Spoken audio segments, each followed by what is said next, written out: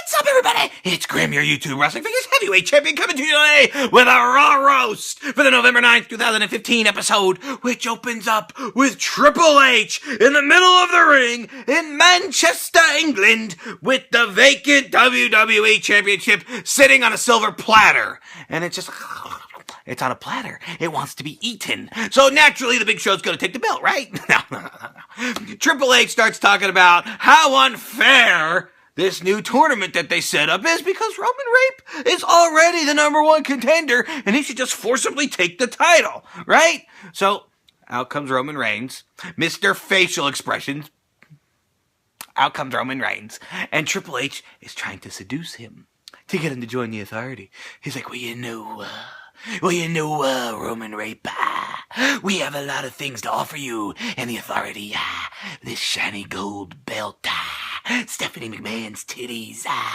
He's trying to seduce Roman Reigns to join the Authority and practically telling him he's just going to give him the belt if he doesn't. And Roman Reigns was like, I don't need to be given anything. I'm gonna fight for it. Put him up. I can fight for it. And he turns it down. Too stupid. If somebody wanted to give me the belt, I'd be like, well, all right, Dan. I'd put that dumb bitch on my shoulder. I wouldn't give a fuck if everybody in the arena started booing. I'd be like, I got the belt and you don't, bitch. Like I said, I'm trying to like Roman Reigns. I really am. His in-ring performance has been friggin' phenomenal lately, but this whole promo was trying to make us think that, oh yeah, Roman Reigns, that's the kind of guy I could get behind. He wants to fight for the belt. He doesn't want to be given anything. Bullshit. You want my respect, you'd be like, yeah, all right, Dan, let me take that belt and go home with it. And naturally, people are pissed. Everybody's super salty about the fact that Seth Rollins is going to be out for 6 to 9 months, and what a shame that is. And, you know, everybody's like, Grim, you didn't talk about Seth Rollins. And I did. I have a gaming channel now where I play the WWE 2K16 game. I suck at it, but I'm learning, and it's fun to watch the fat man fail.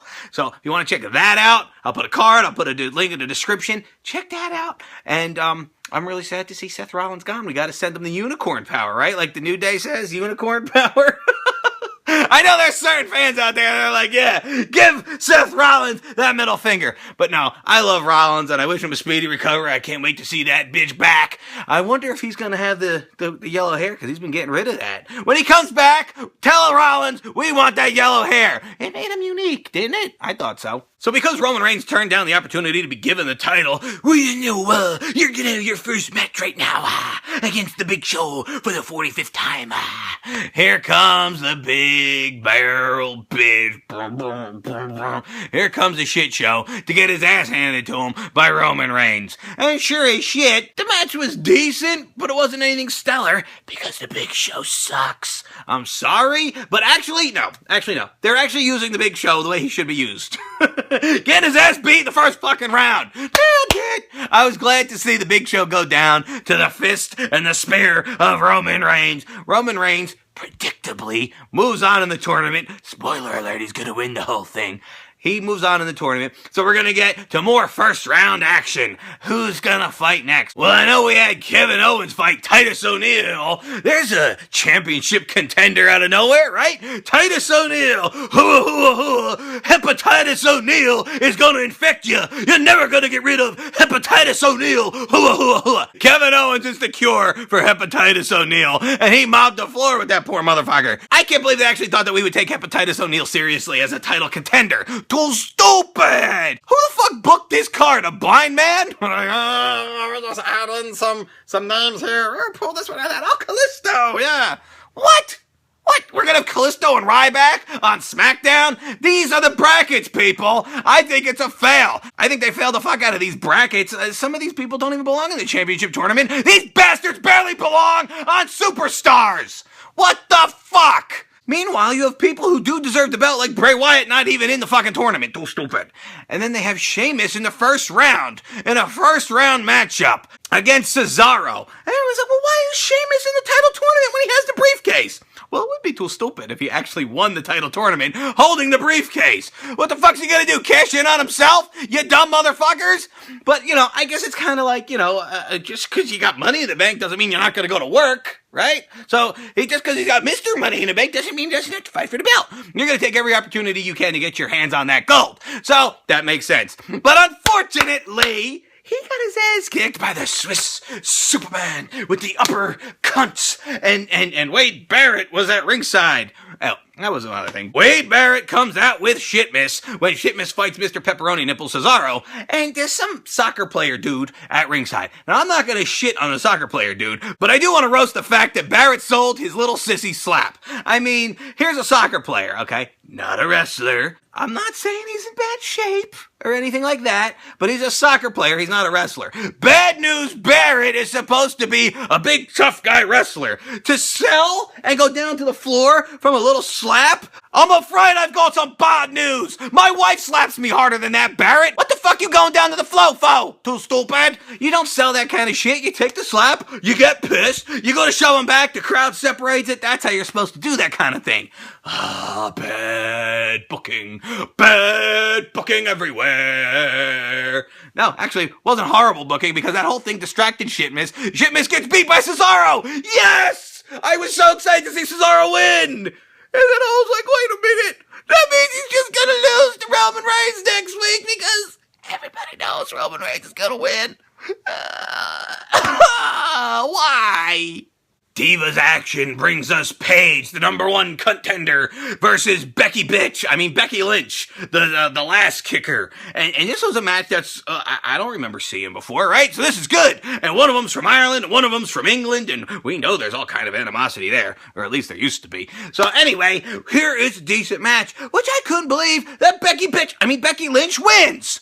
And I'm like, well, wait, why? What the fuck? You're supposed to make Paige the #1 title contender only to lose to Becky Lynch? But now if I'm Becky Lynch, I'm like, hey, where's Charlotte? I want my title shot, bitch. I should be the #1 contender. I just beat the bitch who's supposed to be battling for that belt at the Survivor Series, right? Right. Okay then. At least I'm not too stupid. But then guess what happens? Paige gets pissed, and Paige starts kicking the crap out of Becky Lynch, and then out runs Charlotte, and then, cat fight. We're going to find out who takes that title at Survivor Series. And I will make my predictions for that Survivor Series the Thursday before the pay-per-view. That's how we do right here on this channel. More first-round action. I was so happy to see Dolph Ziggler advance over the homosexual Sith Lord, The Miz. The Miz is practically a jobber lately. We discussed this last week, and I couldn't be happier. Because you know what? I really think that the sun has set on The Miz's career. I don't think that son of a bitch can accomplish anything more awesome. So, good. Put over guys like Dolph Ziggler. Happy to see it. Unfortunately, Dolph, you're just going to have to lose to the guy who also advanced, Dean Ambrose, when Dean Ambrose mopped the floor with Tyler Breeze, which was too stupid. I don't think that anybody thought this out right. I mean, now, first of all, why the fuck would you put a guy who was a jobber in the NXT into the WWE Championship title tournament? Again, it's been booked by a blind bastard. Now, Tyler Breeze goes out there. Now, surely a guy debuting on the main roster should at least get a couple of wins so he can take the son of a bitch seriously, right? I mean, I can't take him seriously with that selfie stick anyways. Look at me. I can't take him seriously anyway. So I guess to me it wasn't a big deal that he got his ass beat by Dean Ambrose. But why? Why? Don't they have anybody else? Oh, wait, they don't. Fail. I guess that sets up next week, Dean Ambrose versus Dolph Ziggler. And who do you root for? They're both fan favorites. We love these guys. They're our beloved. They're our betrothed. These are the type of guys the internet want to see win, and they pit them against each other. Just like Roman Reigns and Cesaro. They pit them against each other, and everybody's like, well, we want Cesaro to win. But we all know Roman Reigns is gonna win. And then people are pissed. Natalya beat Naomi in a pointless match that no one cares about. What would an episode of Raw be without a big six-man tag? The Usos team up with the man that Christianity forgot, Devil, to take on the New Day Rocks. And of course, the New Day come out with their normal comedy routine and make everybody laugh, especially me, because I think they're funny as fuck. And then the New Day mops the floor with the motherfuckers in an action-packed, high-flying match that was very enjoyable, but purely pointless. Finally, we can talk about the main event of the show. The Wyatt families are going to cut a promo. And I was like, what?